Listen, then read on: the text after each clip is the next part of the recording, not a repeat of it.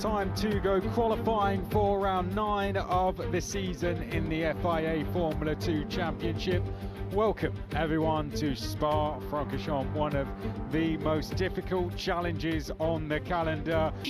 Which is so often limited by time rather than tyre. It takes so long to get a lap done around this, the longest venue in terms of distance for their full year of motorsport. That slender advantage of just 6 points over Jack Crawford. Then we have Alex Dunn in third place on 108 points, 104 now. Race winner is Leonardo Fornaroli, chasing a first win, and pole position is Luke Browning.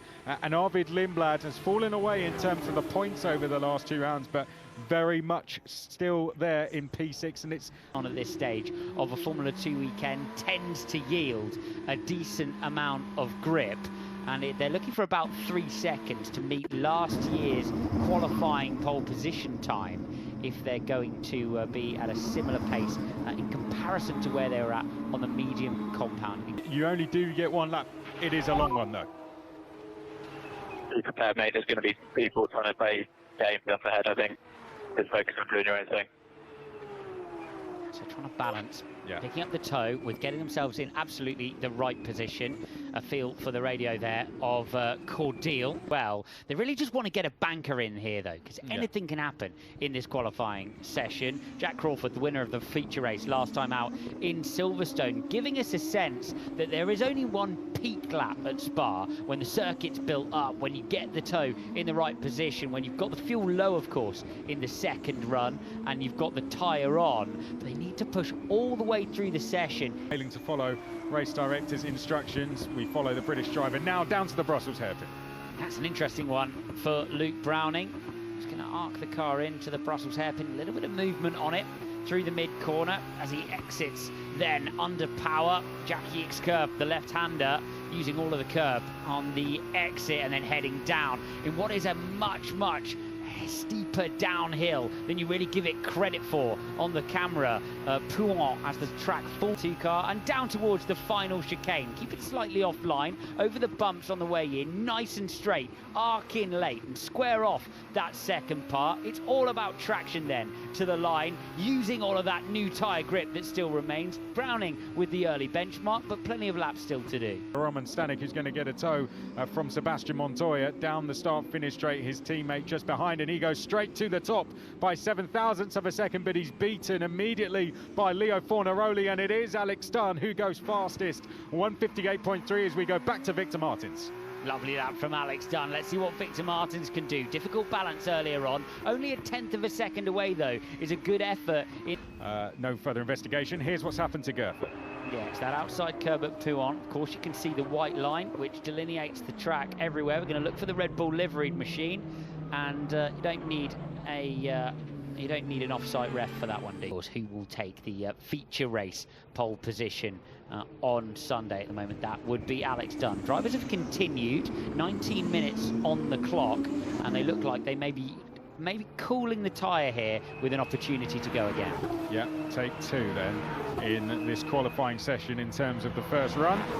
And up Eau Rouge Radion, beautiful sights there through that first sector. It's very close stuff. Alex Dunn now fastest. He's travelling incredibly quickly. Sub 34 seconds as we go back on board with the British driver Richard Verschoor chasing him down, and they're losing time through the second sector. Last up chicane, will we see them even complete this lap judging by that second sector? No, comes into pit lane. Giving you a sense of the limitation of the tyre then, it will be Verschoor who decides to get the car across the line. Is he able to improve? Yes, goes to P7, and it was in the final sector where he found time. John Bennett's up to P9, so he's into the top 10. So if you've had a... More in the tyre yet. How is Alex Dunn finding this time where no one else is? He comes over the line now. Wow, 157.863. How on earth has the Irishman done that on his second flying lap? He's just gone 4/10 quicker than the rest of the field. Cross over 15 minutes. Yeah, now in terms of those top 6 in the championship, we got Richard Verschoor is there in the top 10. Currently, he would reverse back to pole position for the sprint. Jack Crawford, though, just missing out, and he would be in that 11th spot. the spot you really don't want to qualify. It would be 2 11th places on the grid for him. Alex Dunn, I think, but it will be down now to these next runs, and Leo Fornaroli will be satisfied to find himself in those top 2 places. But time to find 0.4 of a second. And up until that Silverstone feature race, he was on a nice run of point scoring finishes, actually. Yeah. Victor Martins. Really a driver who does deserve his pace to come good in terms of a championship position, sitting 9th at the moment for the Frenchman. As we head up the Kemmel Straight, and can he be caught will be the question now. Here we go. After you, sir, says the AIX. Yeah, exactly. So, and that's the difference, isn't it? They know they're now gonna have to, if they're gonna find 0.4 of a second, it's gonna have to be a pretty special tow. Slowing down into bus stop chicane. Oh, we're going through a little bit of a tour of the circuit one. Yes, we are. Yeah. Take a right here. Take a right here, mate. I think we'll lose them. Well, Joshua Dirkson's decided to go through pit lane, and Richard Verschoor's going to follow him. Back behind one of the, I think one of the Alpine. I think that might be Gabriele Mini or Chris Mine. He's joined back in behind. So they are now all in a queue. So it sort of worked for him. For Sebastian Montoya, started off a good run of form in Monaco, didn't he? Yeah, with a brilliant third in the feature race. And as you mentioned, it's not been the strongest session for him so far, despite the length of the circuit. Really tight through the field, as ever in Formula 2. 1.2 seconds puts Sebastian Montoya down in 15th. He's green throughout in the first sector, apart from one, and that's purple, Alex Dunn, with a couple of tenths quicker than anyone in sector 1. These are going to be the glory laps then at the end of qualifying in Spa. Yeah, Roman Stanek has done very well through that first sector as well. Out of the final corner he comes. Where will it put him? It puts him all the way to P2. So onto the front row of the grid for Ollie Goethe. Jack Crawford to P3. Max Esterson has gone to 7th, but it's the Irishman Alex Dunn charging his way down to the bus stop chicane now from his championship rival down the start-finish straight, and extend his gap by 7.5 of a second. Wow, the Rodin Motorsport driver is quite simply unbeatable today. Absolute monster of a lap for Alex Dunn. Miata finds him think it'll be over. I think it might be done. He's rocketed right to the front of the standings. Fornaroli up to 6th. This is very much a cool lap. Let's have a look at what's gone on with Richard Verschoor. Towards that first apex. Oh, and it's a big slide there. Would have cost him a bit of time, Richard Verschoor. And this is Luke Browning. That's coming into the bus stop. That's a big slide as well. And Ollie Goethe doing a good job so far. Currently he's eliminating his teammate out of the top 10, and he's going to lead us over the line. Who's going to get over though? 10 seconds.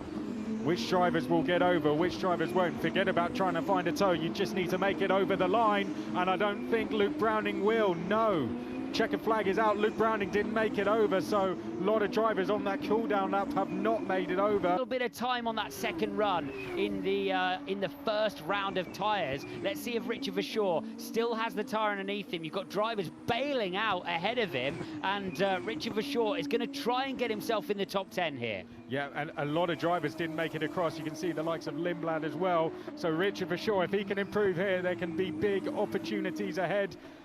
Now down through Stavolo he goes, but he's not improving. Not have the tyre, and the car looks wild through the final 2 corners. Let's see what it is for Verschoor. He just needs to make one place. No, he hasn't done it. Well, Richard Verschoor will not be in the top 10. It will be P11 in both races for the championship leader here at Spa-Francorchamps. A second pole position for the Irishman. What a result for Rodin Motorsport. Quite simply unbeatable. It was a masterclass from Alex Dunn. 0.1, outstanding. Well, good job anyway.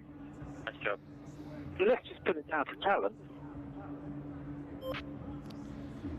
Hello everyone, and welcome back to the Harrison Turt Motorsport YouTube channel. Today's video was about the F2 qualifying highlights. Pretty interesting one. We saw Dunn just smash it. I think it was like 5 to 6 tenths clear.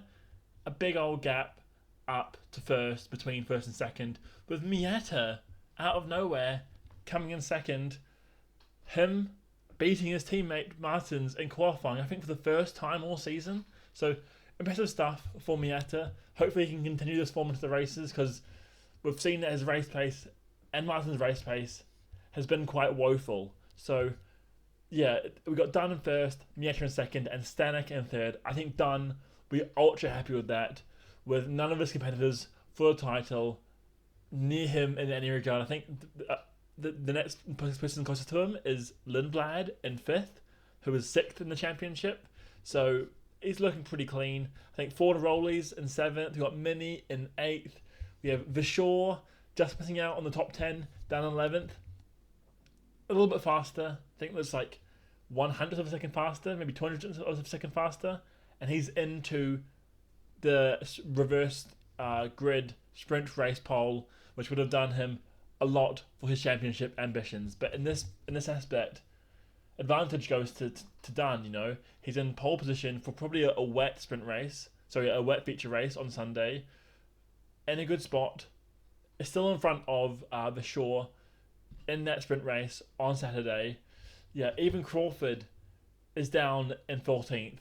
So he's looking pretty clear up there in first. You know, Stanek and Mieta probably aren't going to be pushing him too much. Neither's Martins if you look at his race pace. So yeah, Lindblad and Marty down in 5th and 6th. Campos will be happy. I feel like they've got quite a good run of points between the team recently. So for the constructors, they'll be pretty pleased with that. In a good position for both the sprint and the feature race, being in 5th and 6th. One of their cars for both races. So they'll be happy. Same will Invicta with Fornaroli and Thanet both up there. And so will ART.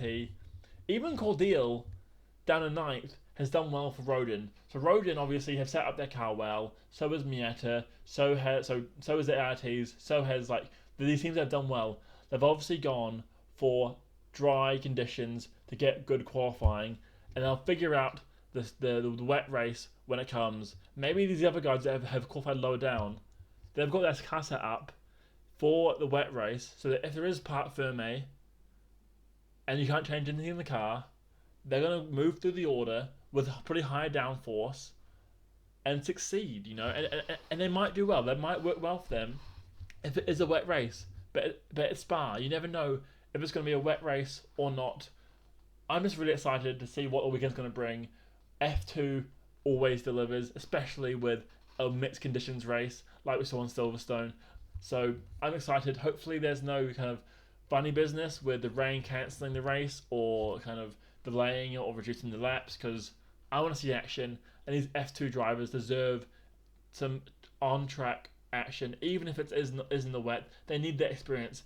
I did make a video about how F1 drivers that are rookies are doing bad in the wet, and that's due to not getting the opportunities in F2 in the wet. So hopefully the FIA will listen and let them go racing. Yeah, it's a pretty interesting session. Both the AIXs, 21st, 22nd, with Shields behind Dirkston. Obviously, Shields is not having the best of years, one might say.